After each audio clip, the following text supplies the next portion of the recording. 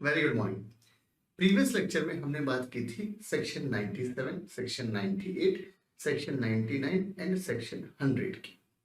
Section 97 deal करता है अगर कंपनी ने एजीएम करने में डिफॉल्ट की है, सेक्शन 97 लगेगा।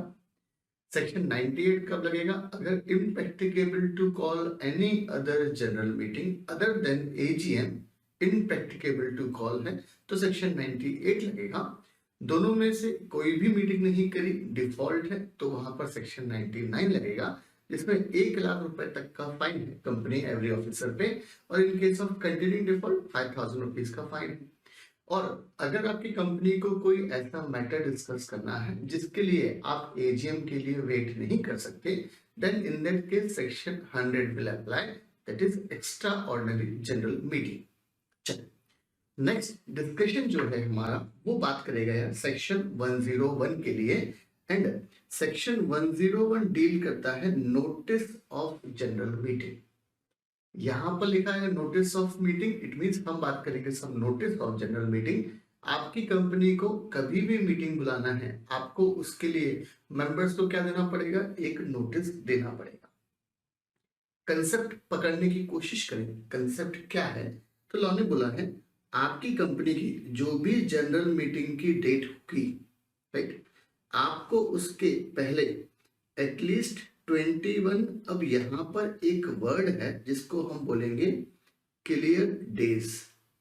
लॉ में एक शब्द लिख दिया इन्होंने, क्लियर डेज। 21 दिन का क्लियर डेज नोटिस आपको ये मेंबर्स को देना पड़ेगा, राइट। अगर आपकी कंपनी को कोई जनरल मीटिंग कॉल करना है, इन दैट केस आपकी कंपनी को 21 क्लियर डेज का नोटिस देना पड़ेगा। किसको? मेंबर्स को। अब ये क्लियर डेज का कंसेप्ट क्या है? तो इसका मतलब ये हुआ कि जो आपकी कंपनी का जनरल मीटिंग का नोटिस है वो मेंबर के हाथ में शुद्ध 21 दिन के लिए मेंबर के हाथ में होना चाहिए। इसका मतलब ये है जिस दिन आपने नोटिस को डिस्पैच करा, जिस दिन आपने dispatch of general meeting notice, for example आपने आज डिस्पैच करा तो आज का एक दिन हो गया। Second, date of general meeting, एक दिन किस दिन का हो गया? जिस तारीख को हमारी जनरल मीटिंग है। 48 आवर्स में हम मानते हैं कि नोटिस मेरे ऑफिस से, कंपनी के रजिस्टर्ड ऑफिस से मेंबर के पास पहुंच गया, डीम्ड टू बी सर्व्ड वाला जो कंसेप्ट है, तो उसके लिए हम 48 आवर्स लेते हैं। मतलब यहां पर 2 दिन हो गए और 21 डेज मेंबर के हाथ में नोटिस रहना चाहिए, तो ये हो गया आपका 21 डेज। टोटल करेंगे हम तो 21 + 2 23, 24, 25। इसका मतलब ये है अगर कंपनी ने जनरल मीटिंग होने से पहले 25 दिन पहले नोटिस दिया है तो हम क्या बोलेंगे कि कंपनी ने 21 क्लियर डेज का नोटिस दिया है। आई थिंक बात क्लियर है भाई। 21 क्लियर डेज का कॉन्सेप्ट क्या है? इसका मतलब ये है आपने जिस दिन नोटिस को डिस्पैच करा वो दिन हटा दो, जिस दिन आपकी जनरल मीटिंग होगी उस दिन को हटा दो, 2 दिन जोड़ दो। किस चीज के? कि भाई नोटिस रजिस्टर्ड ऑफिस से मेंबर के पास पहुंच जाएगा, तो इसमें जो ट्रांजिट टाइम लगेगा पोस्ट ऑफिस का, स्पीड पोस्ट का, वो 48 घंटे बोला है सेक्शन 20 जो है कंपनीज एक्ट का। हम उसको 2 दिन बोल रहे हैं, सब 2 दिन ये जोड़ दो अपन, तो ये 1 + 1 + 2 4 हुआ, और लॉ में लिखा है 21 क्लियर डेज, 21 दिन, ये टोटल आया 25। इसका मतलब ये है कि साहब आपने अगर नोटिस 25 डेज पहले डिस्पैच किया है तो इसको हम as per section 101 then we can call that notice is served within 21 clear days, तो ही ये सेक्शन 101 का कंप्लायंस होगा। चल, अच्छा, ये जो 21 डेज वाला कॉन्सेप्ट है ये सेक्शन 8 वाली कंपनी पे 14 डेज का हो जाएगा, राइट। ये जो 21 डेज वाला कॉन्सेप्ट है लॉ ने रिलैक्सेशन दिया है कौन सी कंपनी को यार? सेक्शन 8 कंपनी को, कि भाई आप ये 14 डेज का नोटिस भेज दो तो भी कंप्लाइंस है लॉ की। चलिए कंसेप्ट को पकड़े साहब, कंसेप्ट क्या बोल रहा है, तो सेक्शन 101 का ये हमारे पास फर्स्ट चार्ट है। और क्या बोलता है first chart, a general meeting of a company. अब यहाँ पर वर्ड लिखा है जनरल मीटिंग, चाहे ये नोटिस एजीएम के लिए भिजवाओ चाहे एजीएम के लिए। एजीएम का डिस्कशन कहाँ है, सेक्शन 96 में। एजीएम का डिस्कशन कहाँ है, 100 में। हमने याद करने की टेक्निक भी देखी थी कि भाई एजीएम को याद करने का तरीका क्या है। सेक्शन 96 बात करता है एजीएम की। First AGM 9 month of the financial year होती है, subsequent AGM 6 month of the financial year, तो 9 और 6 तो 96 हो गया, राइट। क्या बोल रहा है provision, a general meeting of a company may be called by giving, कम से कम नॉट लेस देन, कितने दिन का नोटिस देना है, 21 दिन का, 21 डेज का, और 14 days for section 8 company. Section 8 company मतलब हम बात कर रहे हैं NPO, non profit making companies हैं, एनजीओ हैं, चैरिटेबल कंपनीज हैं, उन कंपनीज को 14 डेज का नोटिस देना है। नोटिस ईदर इन राइटिंग और थ्रू इलेक्ट्रॉनिक मोड, मतलब आप ईमेल के थ्रू, जीमेल के थ्रू ईमेल कर सकते हैं किसी भी फीमेल को, ये नोटिस देने का तरीका है, राइट। तो आप राइटिंग में या ईमेल इलेक्ट्रॉनिक मोड को ऑप्ट कर सकते हैं, प्रोवाइडेड दैट। अब यार कंपनी चाहती है कि भाई ये 21 दिन का बहुत ज्यादा टाइम पीरियड है, हमारे तो कुछ ही शेयर होल्डर हैं, तो वो चाहती है कि एक काम करें यार, ये 21 दिन को कम करके हम 18 दिन कर दें, 18 डेज का नोटिस भेज दें, हम 15 डेज का नोटिस भेज दें, हम 12 दिन का नोटिस भेज दें, हम 10 दिन का नोटिस भेज दें, मतलब हम बात कर रहे हैं शॉर्टर नोटिस की। तो लॉ ने बोला अगर आप शॉर्टर नोटिस भेजना चाहते हो, provided that general meeting may be called after giving a shorter notice, अगर कम से कम 95% of the member entitled to vote वालों की कंसेंट मिल गई, तो फिर हम शॉर्टर नोटिस भेज सकते हैं। और पूरा का पूरा ये वाला प्रोविजन है किस चीज का यार, शॉर्टर नोटिस का। चलो तो इसको हम देखते हैं, शॉर्टर नोटिस का कंसेप्ट क्या है वो भी हम बात करेंगे। अब नोटिस आपको देना है तो किसको देना है, तो लॉ ने बोला every member of the company, company के सारे मेंबर्स को नोटिस देना है। Legal representative of any disease member of any assignee of any insolvent member, deceased member, LR of any deceased member उसको देना है। और इन केस ऑफ इंसॉल्वेंसी के केस में जो असाइनी है और इंसॉल्वेंट मेंबर के रिस्पेक्ट में उस असाइनी को भी हमको नोटिस देना पड़ेगा। तो first point is member, second point is LR of the disease, and third point किसको देना पड़ेगा, अगर कोई मेंबर इंसॉल्वेंट हो गया है तो कोर्ट के द्वारा जिस पर्सन को अपॉइंट किया गया, असाइनी बोले हम उसको, उस पर्सन को भी हमको देना पड़ेगा नोटिस। ऑडिटर्स को भी देना पड़ेगा एंड डायरेक्टर्स को भी देना पड़ेगा। तो हम बोले सब ये हो गया एम, ये हो गया ए और ये हो गया डी, मैड को नोटिस देना पड़ेगा, right, MAD, members, auditors, directors. Special point, अगर गलती से क्या हो गई यार, मिस्टेक हो गई, फिर से सेंटेंस को रिपीट करें, बहुत काम का है, इंडिया में ये सेंटेंस बहुत चलता है साहब। अगर गलती से क्या हो गई, मिस्टेक, और हम किसी मेंबर को नोटिस नहीं भेज पाए, बट याद रखना यहां पर वर्ड क्या लिखा है, एनी एक्सीडेंटल ओमिशन, आपने जानबूझ के किसी को नोटिस नहीं दिया, आपने गलती से क्या हो गई, मिस्टेक। तो लॉ ने बोला any accidental omission to give notice to or the non receipt of such notice by any member or other person, जो हकदार था नोटिस लेने का for such meeting shall not invalidate the proceeding of the meeting.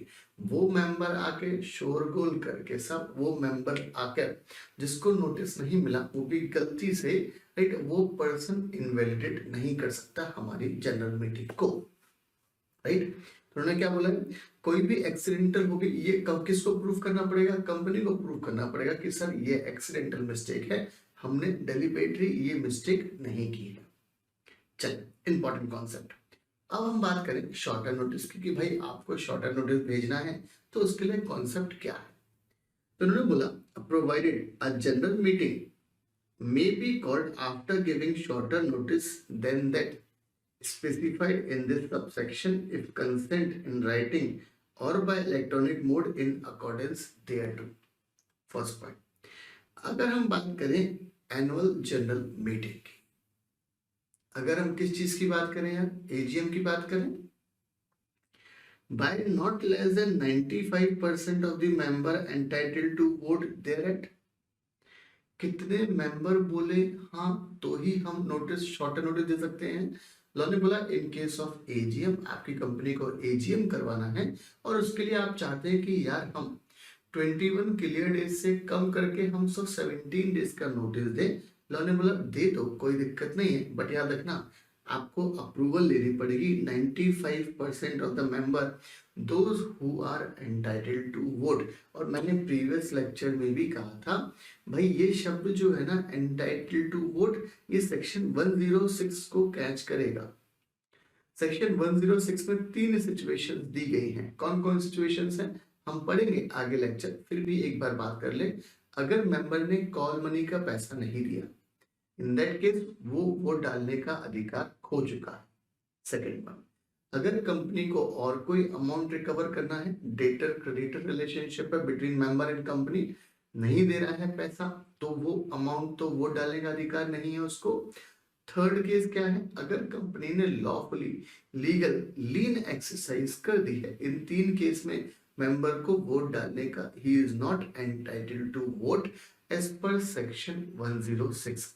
तो exam में याद रखना यार, वो आपको बढ़िया सा क्वेश्चन बना के देगा, आपको लगेगा बॉस 5 नंबर पक्के हो गए हमारे, कोई कुछ नहीं कर पाएगा। वो नीचे धीरे से लिख देगा कि भाई ऊपर जो 95% शेयर होल्डर हैं उसमें एक मेंबर है, 1% शेयर होल्डर वाला मेंबर है जिस व्यक्ति को एंटाइटल्ड टू वोट नहीं है, मतलब 94% ने अप्रूवल दी है। इन दैट केस ये वाले प्रोविजन के हिसाब से आपको 95% कंसेंट नहीं मिली, तो वो नोटिस जो भेजा है शॉर्टर नोटिस वो गलत है, राइट, वो प्रॉपर अप्रूव्ड नहीं है by 95% of the member who are entitled to vote.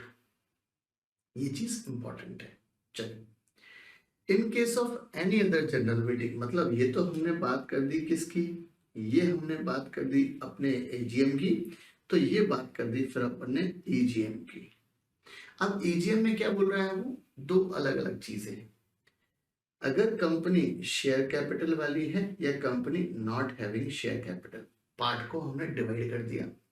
अगर कंपनी शेयर कैपिटल वाली है तो कितने मेंबर्स बोलेंगे तो आप शॉर्टर नोटिस दोगे, वो सेक्शन 101 में मेंशन है।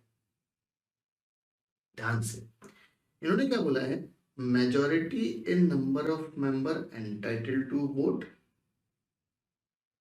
and who represent not less than 95% of such part of the paid up share capital of the company as gives a right to vote at the meeting।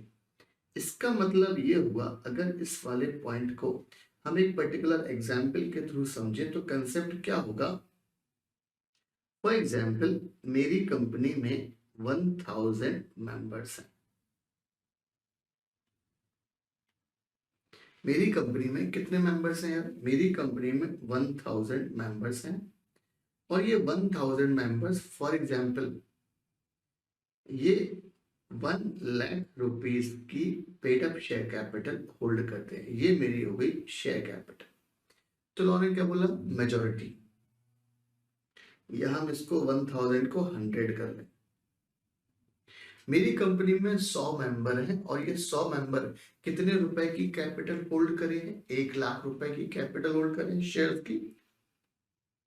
अब concept लगाना है, तो law ने बोला यार अगर शॉर्टर नोटिस देना है तो नंबर ऑफ मेंबर का मेजॉरिटी मतलब 51 मेंबर, और 51 मेंबर के पास कम से कम 95,000 रुपीस के शेयर्स हैं, राइट। 51 मेंबर के पास कम से कम 95,000 रुपीस के शेयर्स हैं, ऐसे मेंबर ने वोट दिया है, तभी आपकी कंपनी शॉर्टर नोटिस दे सकती है अदर देन एजीएम। फिर से रिपीट करते हैं, अगर आपकी कंपनी कौन सी है, हम बात कर रहे हैं any other general meeting means AGM के अलावा जनरल मीटिंग जो बची है हम बात कर रहे हैं प्राइमरली ईजीएम की। अब ईजीएम के केस में भी आपको 21 क्लियर डेज का नोटिस देना है, बट लॉ ने बोला है कि भाई 21 क्लियर डेज का नोटिस जो आपको देना है उसमें आप मेंबर्स की अप्रूवल ले लो तो आपका ड्यूरेशन कम हो जाएगा। कंपनी की बात करें, कंपनी को दो पार्ट में डिवाइड कर दिया, company having share capital, company not having share capital. अगर आपकी कंपनी ऐसी है जो शेयर कैपिटल वाली है तो आपको कितने लोगों की अप्रूवल लेना है? Majority in number, that is majority in number, and that number holds 95% of the share capital of the company। तो 1 लाख रुपए की टोटल शेयर कैपिटल है, उसका 95% निकाला, 95,000, 95,000 आया। तो 51 मेंबर वही बोलेंगे हाँ कि भाई शॉर्ट टर्म नोटिस दे लो, जिनके पास 95,000 के शेयर्स हैं तो ही हमारा काम बनेगा। In case of company not having share capital, not less than 95% of the total voting power accessible at that meeting। अगर मेरी कंपनी कैपिटल वाली नहीं है तो इतने नंबर ऑफ मेंबर जिनके पास voting power, total voting power का 95% होल्ड करते हैं तो ही हम शॉर्ट टर्म नोटिस दे सकते हैं, अदरवाइज वो मना है, right. Provided further that where any member of the company is entitled to vote only on some resolution or resolutions to be moved at the meeting and not on the other, those resolutions shall be taken into account for the purpose of this subsection in respect of the former resolution, not in respect of the later। होता क्या है, सिर्फ for example अगर कोई member interested है किसी subject matter में, for example मेरी कंपनी है, कोई पर्टिकुलर कंपनी की मीटिंग हो रही है और उस पर्टिकुलर मीटिंग पे हम 3 तरह के मैटर डिस्कस करने वाले हैं, राइट। एंड कोई पर्टिकुलर मैटर पे मेंबर एंटाइटल्ड नहीं है वोट डालने के लिए, तो लॉ ने बोला जिन मैटर के लिए एलिजिबल है हम उनको देख लेंगे, मेंबर उनके लिए वोट डाल सकता है, जिसके लिए नहीं है एलिजिबल उसके लिए वोट नहीं डाल सकता। चलिए, ये जो सेक्शन है shall apply to private company unless otherwise specified in respective sections or the articles of the company provide otherwise। Section 101 shall apply to specified IFSC companies, IFSC, unless otherwise specified in the articles of the company। तो इनकी हमने बात की है जो companies के बारे में। आगे अगर आपको नोटिस भेजना है बाय इलेक्ट्रॉनिक मोड, ईमेल के थ्रू, तो कंसेप्ट क्या है? प्रोसीजर फॉर नोटिस,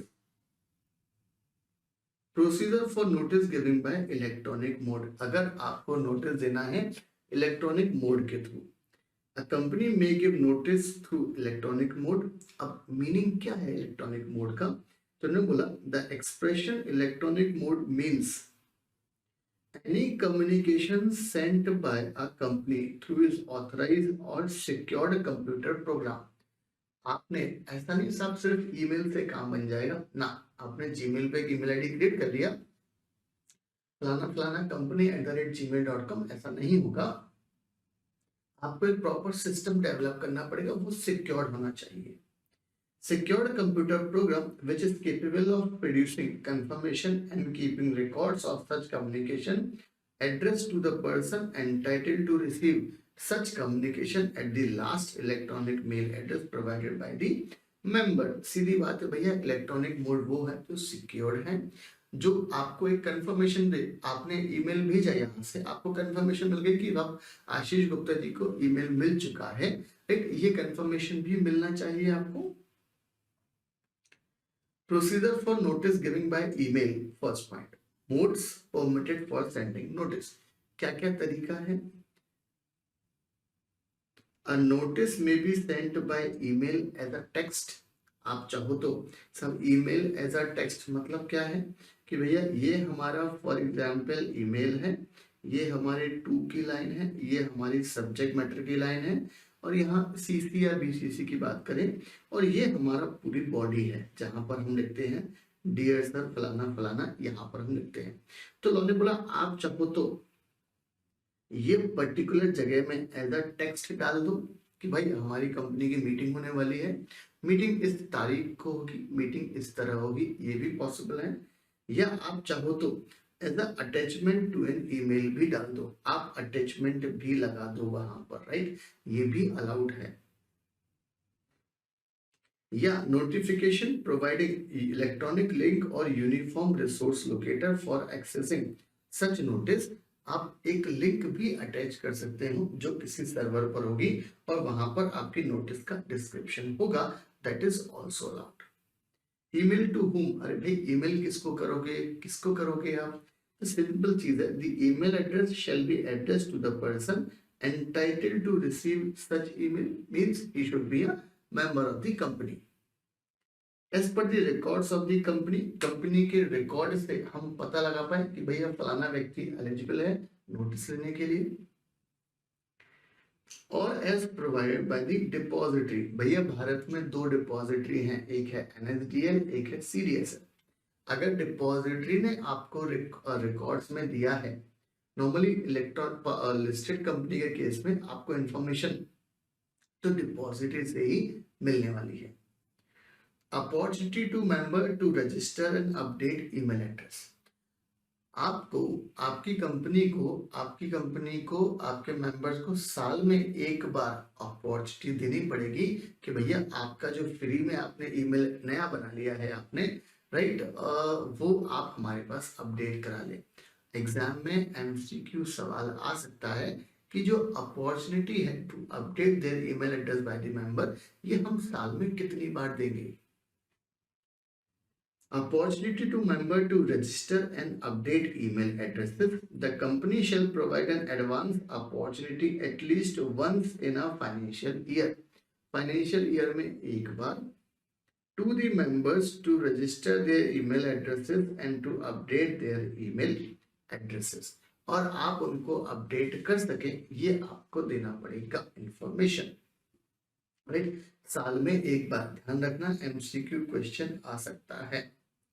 आगे रिक्वायरमेंट ऑफ लिंक और URL, uniform resource locator. The notice made available on the electronic link और URL has to be readable, मतलब आपने जो लिंक दी है उस लिंक को वो क्लिक करेगा तो पूरा कंटेंट आ जाएगा सामने, रीडेबल होना चाहिए। And the recipient should be able to obtain and retain copies, photocopies या उसकी पीडीएफ डाउनलोड बुक कर सकता है। The company shall give the complete URL or address of the website, full details, how to access the document or information, ये सारी चीजें company देगा। Normally text होता है, ईमेल में टेक्स्ट होता है, वो इंपॉर्टेंट है, और वहां पर अटैचमेंट भी लगा होता है, सब्जेक्ट मैटर में लाइन लिखी होती है। आगे नोटिस ऑफ मीटिंग में procedure for notice giving by email. Maintenance of records by the company, company को एक रिकॉर्ड मेंटेन करना पड़ता है कि हमने इतने सारे मेंबर्स को ईमेल से नोटिस भेजा है।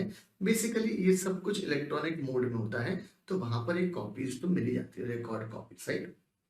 Maintenance of record by the company, the company should use a system, आप क्या यूज करोगे, एक सिस्टम यूज करोगे which produces confirmation of the total number of recipient email, हमने कितने लाखों शेयर होल्डर्स को ईमेल किया है, कंफर्मेशन रहेगी।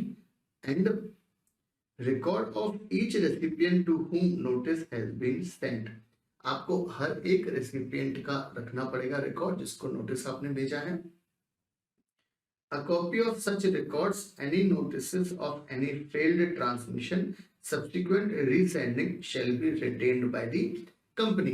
सब किसी का नोटिस फेल्ड हो गया, किसी ने एड्रेस गलत दिया था ईमेल एड्रेस, तो आपको उसका भी रिकॉर्ड रखना पड़ेगा कंपनी को। अब हम वो ईमेल की जो सब्जेक्ट लाइन होती है उसमें हम क्या क्या लिखेंगे, मतलब हर चीज, छोटी से छोटी चीज भी लॉ में प्रिस्क्राइब्ड है।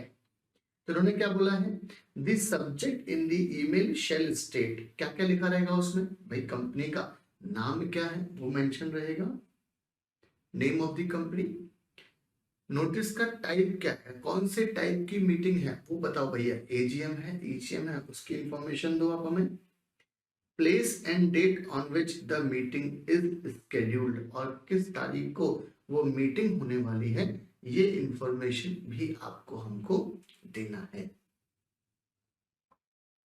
Email through in house facility और आउटसोर्सिंग, कंपनी चाहे तो ये पूरा जो ईमेल का कॉन्सेप्ट है, ईमेल का सिस्टम डेवलप करना है, आप अपनी कंपनी का इन हाउस भी डेवलप कर सकते हैं, या आप चाहें तो ये वाला function, that particular function can be outsourced to any outside agencies also.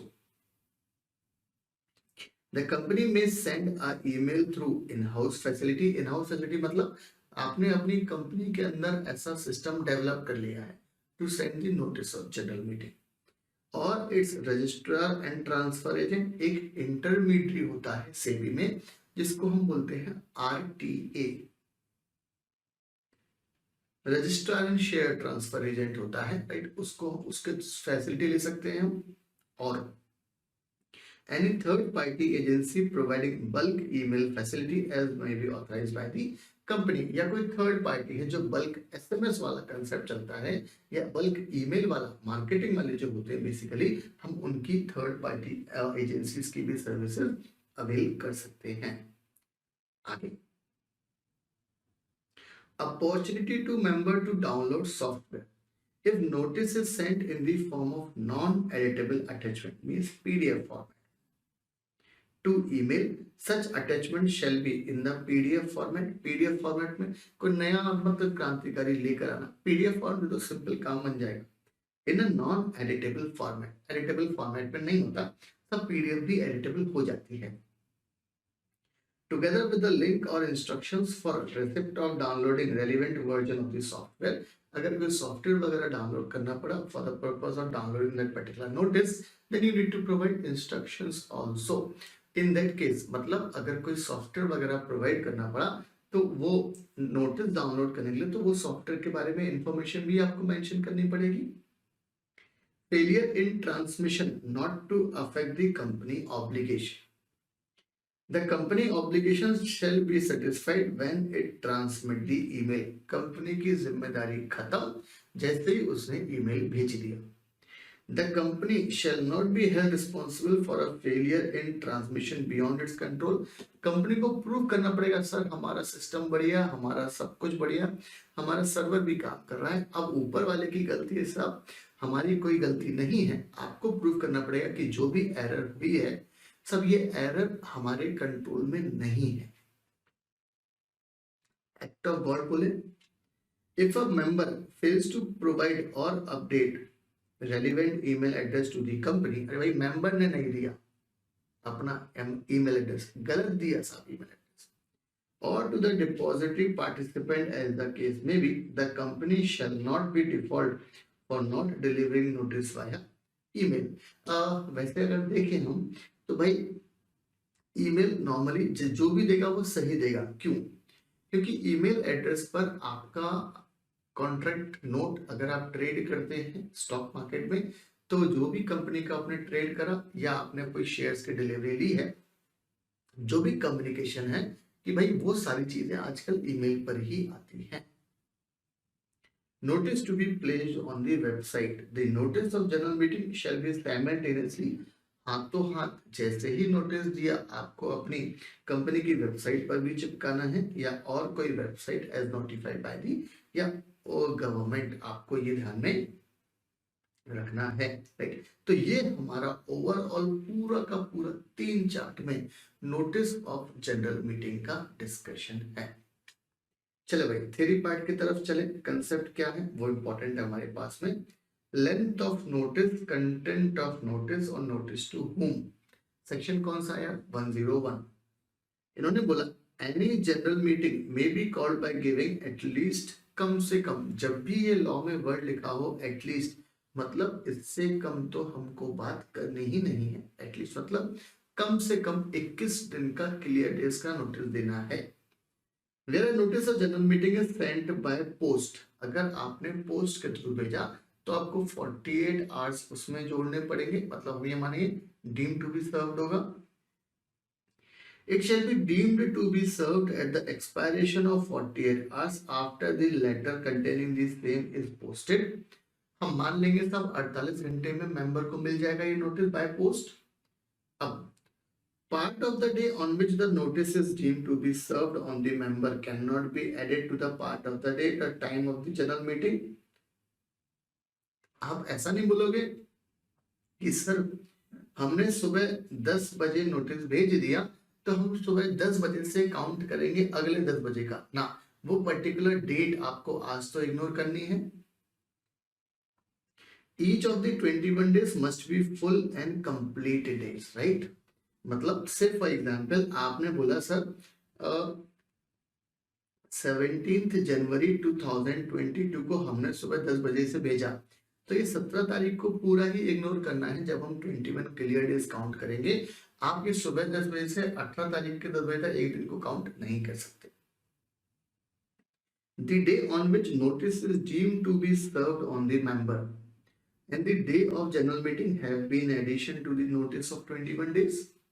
ये उसमें प्लस करना है, तो एक दिन हो गया डेट नोटिस सर्व करने का, 1 डे हो गया डेट ऑफ जनरल मीटिंग, 48 घंटे हो गए या 2 दिन हो गए नोटिस अगर हमने पोस्ट के थ्रू भेजा है, और 21 डेज जोड़ दें सो टोटल 25 दिन पहले नोटिस गया है सेक्शन 101 का, तो वो प्रॉपर कंप्लायंस माना जाएगा. आई थिंक दिमाग में बात घुस रही है, राइट, कि कंसेप्ट क्या है overall. Manner of giving notice. Notice देना है तो भाई हमारे पास दो रास्ते हैं, एक है राइटिंग में, एक है electronic mode in such manner as may be prescribe. जो हमने चार्ट में बात की है वही सारी चीज आने वाली है. शॉर्टर नोटिस की बात इंपॉर्टेंट चीज है, एग्जाम में इसका रेलेवेंस है. Any general meeting may be called after giving shorter notice if consent in writing or by electronic mode is accorded thereto. In case of AGM, by not less than 95% of the member entitled to vote. इसका मतलब ये है मेरी company में 1000 member हैं, तो 1000 member का 95% मतलब 950 मेंबर्स बोले इन केस ऑफ AGM तो ही मेरा काम होगा. शॉर्टर नोटिस का EGM के केस में दो पार्ट में डिवाइड कर दिया, company having share capital, company not having share capital. अगर कंपनी हैविंग शेयर कैपिटल है आपको दो कंडीशन फुलफिल करना है, majority in number plus that number of members holding 95% of the share capital. Majority in number of members holding not less than 95% of such part of the paid up share capital of the company as gives a right to vote at the meeting in case of company having a share capital or members having not less than 95% of the total voting power if the company has no share capital. Content of notice. The notice shall specify place, date, day, hour of the general meeting. किस दिन किस जगह place, किस date को, किस तारीख को, किस दिन और कितने बजे आपकी जनरल मीटिंग. ऐसा नहीं है कि भैया वो आपने बोल दिया अमावस्या को हम दोपहर में 12 बजे मीटिंग करेंगे. अरे भाई आपको बताना पड़ेगा कहाँ करोगे मीटिंग, राइट, कौन सी अमावस्या को. Business to be transacted at the general meeting, और क्या क्या बिजनेस आप डिस्कस करने वाले हो वो भी आपको मेंशन करना है. Notice to whom. नोटिस देना है हमको मेंबर्स को, डिसीज मेंबर के केस में उसके LR को, assignee in case of insolvent member, auditor, director, इन सबको नोटिस भेजना है, राइट. ये आपको ध्यान में रखना है. Effect of omission to give notice. गलती से अगर क्या हो गई, मिस्टेक हो गई, आपकी कोई गलती नहीं है, you need to prove to the respective authorities कि साहब हमारी कोई गलती नहीं है, हमने तो प्रॉपर नोटिस भेजा था, मेंबर को नहीं मिला. तो क्या accidental omission to give notice of general meeting shall not invalidate the proceeding of the general meeting. Non-receipt of notice by any person entitled to receive notice of general meeting, वो उस meeting की proceeding को invalidate नहीं कर सकता. अरे भाई बारिश का मौसम है साहब, वो डाकिया डाक देना आया वो पोस्टमैन साहब वो नोटिस लेकर आए, किसी बच्चे ने वो नोटिस लिया और उसने नाव बना के उड़ा दी वहां पर, तो ये वाले केस में उसको नोटिस नहीं मिला, लॉ ने बोला तुम्हारी गलती है बेटा। अब procedure for notice given electronic mode permitted है। A company may give notice through electronic mode, आप इलेक्ट्रॉनिक मोड के थ्रू दे सकते हैं। इलेक्ट्रॉनिक मोड क्या होता है ये हमने बात कर ली है कि भाई एक तरह का आप सिस्टम डेवलप करोगे जिसके कंफर्मेशन भी आपको मिलेगी और जिसमें मेंबर का एड्रेस मेंशन रहेगा। रिक्वायरमेंट ऑफ लिंक और URL, the notice made available on the electronic link और URL has to be readable, then recipient obtain कर सके, वहां पर रिटेन कर सके कॉपीज भी। The company shall give the complete URL or address of the website, full address, how to access the document information. You need to provide each and every information, whatever is required for the purpose of notice. Procedure for notice giving by email. क्या क्या तरीका है? As a email, as a text भेज दें, as a attachment to an email भेज दें, या कोई लिंक भी आप वहां डाल सकते हैं। भाई ईमेल किसको देना है? जिसका रिकॉर्ड कंपनी के पास है ईमेल एड्रेस का, या डिपॉजिटरी के पास है। भारत में 2 depository, CDSL, NSDL। Opportunity to member to register and update email address. The company shall provide an advance opportunity at least once in a financial year। फिर से बोल रहा हूं, MCQ सवाल आ सकता है इसके ऊपर। To the member to register their email addresses, to update their email addresses। एक तो रजिस्टर करा लो, अपडेट करा लो। सब्जेक्ट लाइन में क्या क्या लिखा रहेगा? भाई कंपनी का नाम क्या है? Reliance Industries Limited. Notice of type of meeting, AGM। Place and date of meeting सब रजिस्टर्ड ऑफिस पर होगी और फलानी तारीख को मीटिंग होगी। ये सब चीजें सब्जेक्ट मैटर में मेंशन रहेगा। Opportunity to whom to download software। If notice is sent in the form of non-editable attachment to an email, such attachment shall be in the PDF format or in a non-editable format, together with the link or instruction कि भाई आपको किस तरीके से download करना है। Company record maintain करेगी। The company should use a system which produces a confirmation of the total number of recipient email and a record of each recipient to whom notice has been sent, a copy of such record, any notices of any failed transmission, subsequent resending shall be retained by the company। right, ये सारी चीजें आपको रखनी पड़ेगी। Failure in transmission not to affect company obligation. भाई अगर fail हो गया, कंपनी के पास सारी चीजें हैं और उसमें कंपनी की गलती नहीं है, बियॉन्ड इट्स कंट्रोल है, तो कंपनी की कोई जिम्मेदारी नहीं है। The company's obligation shall be satisfied when it transmit the email। Law ने बोला ईमेल का तुमने सेंड बटन दबा दिया, आपकी ड्यूटी जिम्मेदारी खत्म। The company shall not be held responsible for a failure in transmission beyond its control। If a member fails to provide or update relevant email address to the company or to the depository participant, as the case may be, the company shall not be in default for not delivering notice via email। Email through in house facility और outsourcing दोनों option opt इन कर सकते हैं। चाहे तो भाई इन house facility को develop करवा ले सिस्टम, या बाहर वाले को आउटसोर्सिंग कर दें।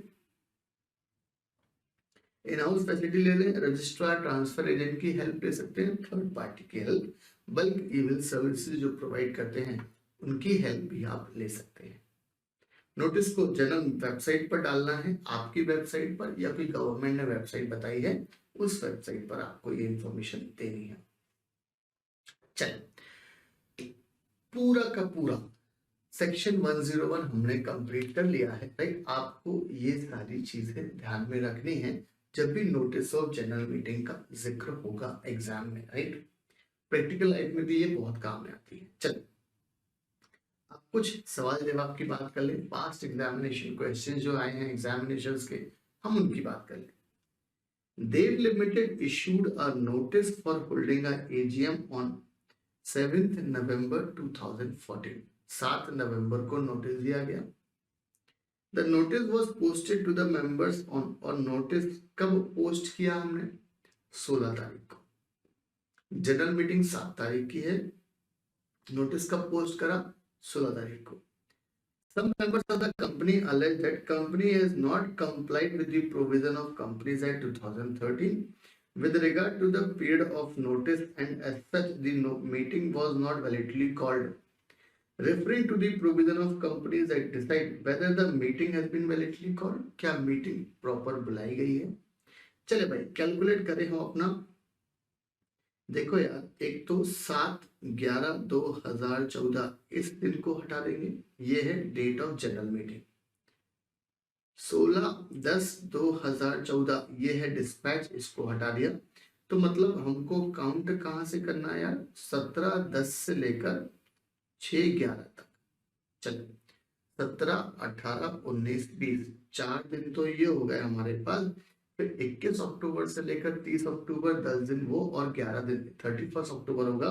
तो 11 डेज तो हो गए, मतलब ये दिन तो हो गए अक्टूबर के, और 6 दिन हो गए टोटल नवंबर के। तो 11 और 4 कितना हुआ? 15। 15 और 6 टोटल कितना हुआ? 21 days.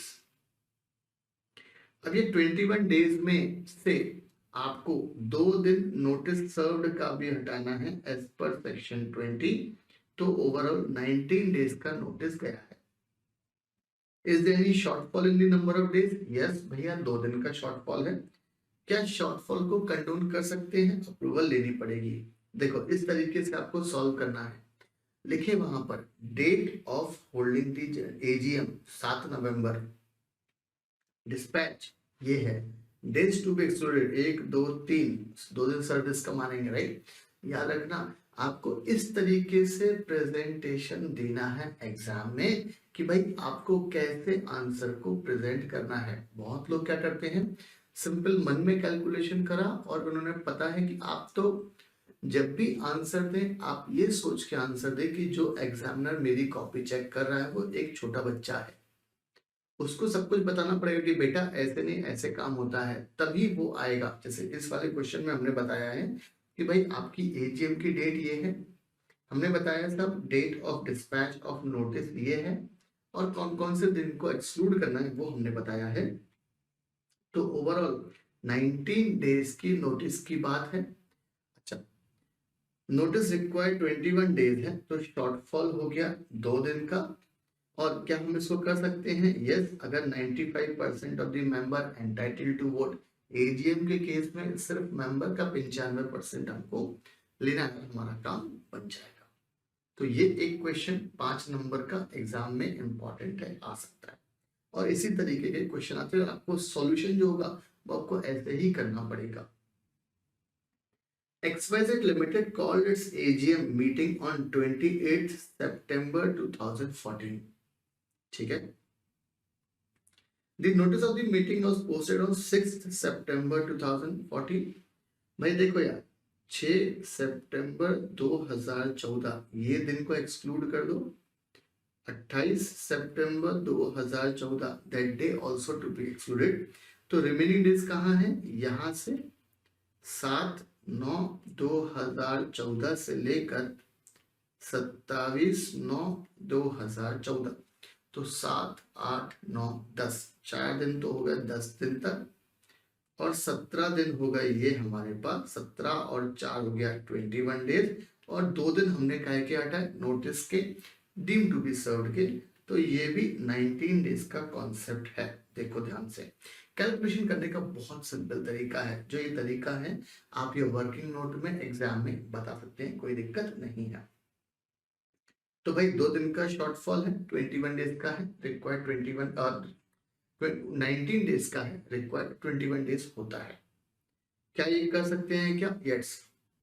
What is the meaning of condone? इसका मतलब ये होता है आपको जो डिलेड हुआ है, that delayed can be rectified और नॉट। यस। चले भाई एमसीक्यू पार्ट देखें। First question, any general meeting may be called by giving at least dash clear days notice. कोई भी जनरल मीटिंग बुलाना है हमको तो भाई कितने दिन का नोटिस देना पड़ेगा? अब 7 डेज का, 14 डेज का, 21 डेज का, 30 डेज का, राइट? आप ये बोल सकते हो कि सर इसका आंसर 21 डेज है, राइट? आप ये बोल सकते हो सर इसमें 14 क्यों नहीं लिया? भाई याद रखना, क्वेश्चन में सेक्शन 8 कंपनी जब मेंशन करेगा तभी हम 14 डेज सिलेक्ट करेंगे, अदरवाइज जो बेसिक कंसेप्ट है 21 दिन का वही चलेगा हमेशा। Where a notice of general meeting is sent by post, it shall be deemed to be served at the expiration of, कितने घंटे बाद हम deemed to be served मान लेते हैं, तो वो है साहब आपका 48 hours, 48 घंटे के बाद हम deemed to be served मान लेंगे, हमने बात करी है। An AGM may be called by giving shorter notice if consent, देखो भैया AGM है, shorter notice है, सीधा 95%, कम से कम 90%, 95%, 100% या 100%, 95%।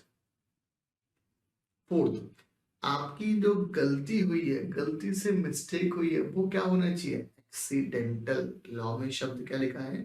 Accidental.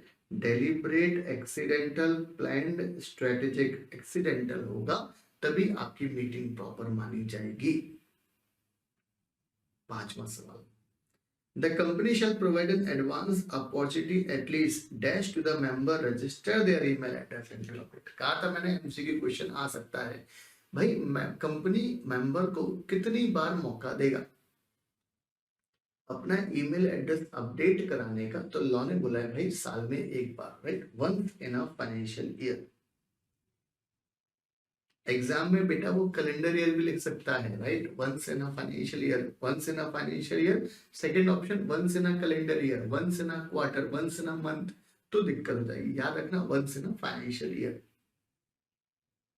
Question 6, a notice of general meeting may be sent by email as text, attachment, notification, link, any of these। किसी भी तरीके दे सकते हैं हम। 7th, Dash is entitled to receive the notice of every general meeting। Member, promoter, registrar. Registrar का क्या काम है? प्रमोटर का क्या काम है? मेंबर का ही काम है, राइट? तो आपके पास ये आपके पास MCQs के आंसर दिए गए हैं कि भाई कैसे कैसे क्या क्या होने वाला है, राइट? तो ये ओवरऑल आपका सेक्शन नंबर कौन सा है हमारे पास? सेक्शन नंबर 101 की हमने बात की है। और 101 में याद रखने वाली बात क्या है? एक तो 21 डेज क्लियर नोटिस का कॉन्सेप्ट याद रखना। इन केस ऑफ सेक्शन 8 कंपनी तो ये 21 डेज का नोटिस बाय डिफॉल्ट 14 डेज का हो जाएगा, राइट? इससे कम का नोटिस देना है तो ये आपकी टाइप ऑफ मीटिंग क्या है? अगर AGM है तो 95% ऑफ द मेंबर्स का ले लो, और एनी अदर AGM मतलब अगर AGM है तो दो पार्ट में डिवाइड है। In case of share capital या not having share capital, in case of share capital है तो majority member plus that members are holding 95% of the share capital of company या 95% ऑफ द वोटिंग पावर इनके पास है, तो काम हमारा बन जाएगा। एक बार हमको मौका देना है अपडेट कराने का आपका email address once in a financial year. आप चाहें तो हमारी सेवाएं ले लें, मतलब कंपनी खुद अपना सिस्टम डेवलप कर ले। आप चाहें तो सब किसी रजिस्ट्रार एंड ट्रांसफर एजेंट की हेल्प ले सकते हैं। आप चाहें तो कोई बल्क फैसिलिटी प्रोवाइड जो करता है ईमेल की, उनकी सेवाएं भी ले सकते हैं। For the purpose of that notice is send by email address. Important चीज है, नोटिस में आपको ये भी लिखना पड़ेगा what matters you are going to discuss in upcoming general meeting, right? तो ये हमारे पास कॉन्सेप्ट है। ओवरऑल हमने पूरा का पूरा डिस्कशन करा है सेक्शन 101 का। हमने प्रोविजंस देखे हैं, हमने चार्ट से देखा है जो आपके दिमाग में मेरे ख्याल से छप गया होगा। हमने पूरी की पूरी थ्योरी पढ़ी है, MCQ क्वेश्चंस देखे हैं, questions descriptive past examination questions भी देखा है, राइट? तो ये है आपका सेक्शन 101। Thank you.